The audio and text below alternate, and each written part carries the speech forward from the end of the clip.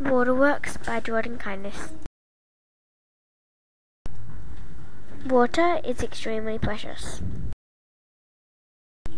Without water, plants would not be able to grow. Animals would die of thirst, and the human race would become extinct. 70% of the world is covered by water. Most of it is salty, undrinkable seawater. So how does it change into drinkable water? Well, the sun heats up the water and turns it into vapor. We call this change evaporation. The water vapor rises into the atmosphere. It eventually condenses and creates clouds. The clouds are transported by wind to other places, which have different climates. In time, the clouds become heavier and gradually sink down. This can happen all over the world, even at sea and in deserts. The water can fall as rain, snow, sleet, and hail. This precipitation isn't salty because the salt stays in the ocean. It doesn't evaporate. Most of us can turn on our tap in our houses and water comes out. We do not have to collect our water from the river. The water has been sent to our homes through pipes. When water arrives in our homes, it is used in many different ways for many different reasons. Our bodies are mostly water and a balance must be maintained. The same is true for animals and plants. The most vital use of water is for drinking. Water is also used to keep our bodies, houses, clothes,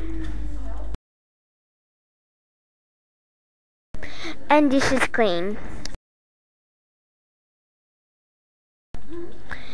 This is important because bacteria and germs could make us unwell. The major of food we eat is made by using water, either in its production or when it's being cooked. When we cook with water, for example cooking with rice and pasta, we use the water not only to make them warm but to rehydrate it. Finally, water is used to flush the toilet.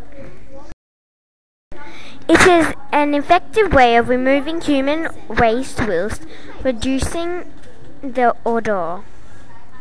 Industry needs and uses a colossal amount of water each day in order to make products for us. Water is consumed in vast amounts when making such common everyday items such as the production of clothes, paper, paints, pottery, plastics, and glass. However, water can also be used to generate electricity by damming up a water supply and forcing it through a turbine. This is a cheap and less polluting way of making energy. Unfortunately, by trapping the water, some people and many habitats are affected above and below the dam. There's only a small amount of water that is clean and non-polluted. The water that is polluted in many different ways and many different reasons.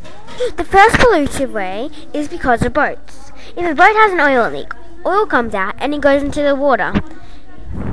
The second reason is because of chemicals. When factories finish using all the chemicals, they dump it in the sea and lakes and other places. Another reason is because of people throwing trash into water. This is polluted because the trash is all clogging up the water and it starts to turn into a terrible smell.